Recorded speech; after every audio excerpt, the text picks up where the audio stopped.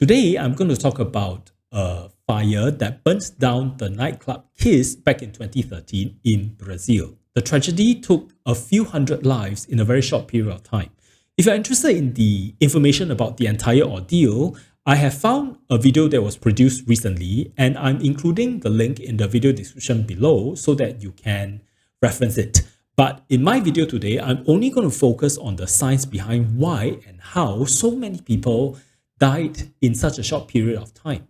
What sparked off the tragedy, pun unintended, was the release of the fireworks by the band. They were doing so to drum up the frenzy and the mood of the dance floor where everyone was enjoying themselves. This fireworks releases the sparks, and the sparks caused the ceiling padding to catch on fire. The ceiling padding is made up of a foamy material made of polyurethane, and this was used to isolate the sound within the premises so as not to affect the neighbors because they were complaining about it. And polyurethane, when it is burnt, releases two extremely poisonous gases. So there's hydrogen cyanide and carbon monoxide.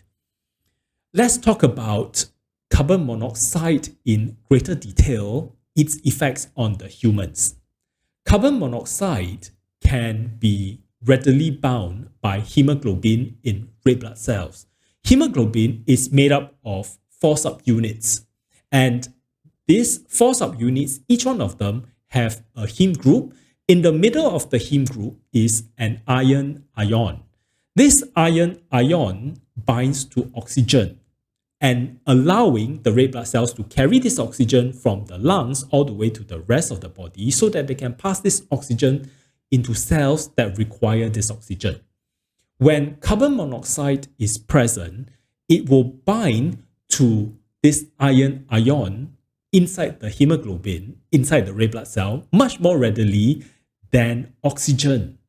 And this instead would bring carbon monoxide instead of oxygen to the cells that need oxygen. So the cells are starving for oxygen. You might be thinking, why and what does the role of oxygen play inside the cell? Let's move on to talk about it. The oxygen that's clinging onto the hemoglobin that's in the red blood cell will be disseminated through the rest of the body. Where cells are deprived of oxygen, the oxygen will detach themselves from the hemoglobin and enter into such oxygen-deprived cells. As they go into these cells, they will continue their journey into an organelle called the mitochondria, towards the liquidy part of it known as the matrix. In the matrix of the mitochondria, as you can see, oxygen plays a very important role by accepting electrons from a series of proteins known as the electron transport chain. These electrons that the oxygen accept would convert or reduce oxygen to water. I hope so far you are following.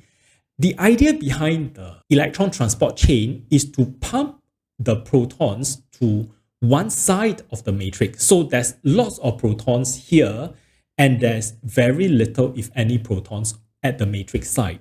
This concentration difference between the two spaces is very important because subsequently it is utilized to make ATP. But we are not going to talk about it for the purpose of this video. So the oxygen is very important because you need the oxygen to take these electrons that flow through the electron transport chain so that it can continue the process of cellular respiration. Without oxygen, you will not have any electrons flow through the electron transport chain. So everything would shut down.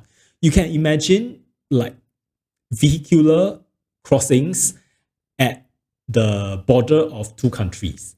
Imagine if the border immigration control is not functioning, then the vehicles are stuck on one side. They cannot get across, right? So when this occurs, when there's not enough oxygen because carbon monoxide is now present, this reaction of accepting the electrons from the electrons transport chain will not occur, and subsequently the making of ATP will not occur as well.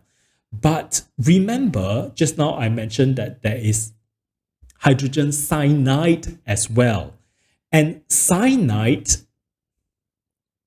has a very important function, additional function. It works to inhibit the activity of cytochrome C. Inside cytochrome C is a similar structure to hemoglobin, where there's a heme group and there's an ion. So cyanide binds to this ion and prevents the electrons from flowing into it and from flowing towards oxygen. So oxygen, as you remember, is knocked out because of carbon monoxide. In addition, cyanide is binding to the ion in the cytochrome C of the multi-protein complex that's found in the electron transport chain. This guarantees that the entire cellular respiration process is shut down. Every single biochemical reaction inside the body requires energy, and this energy comes from the process that I was describing just now. With these two chemicals that shuts down the entire process, there's no energy at all.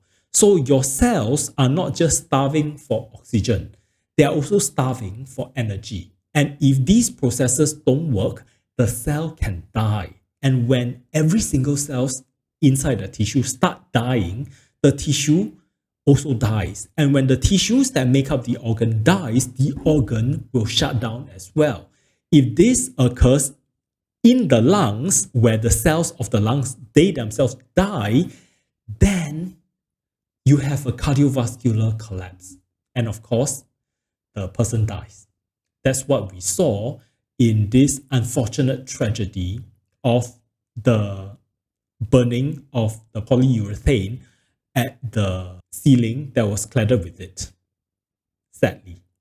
I hope you now understand why it happens so fast and to so many people, because this is gas, and when gas is released, it can diffuse through the room in a very fast rate, especially when there's so little oxygen around. Now that you know how carbon monoxide and hydrogen cyanide can kill us, why not continue on to my next video where I talk about how to live better by not being a vegan.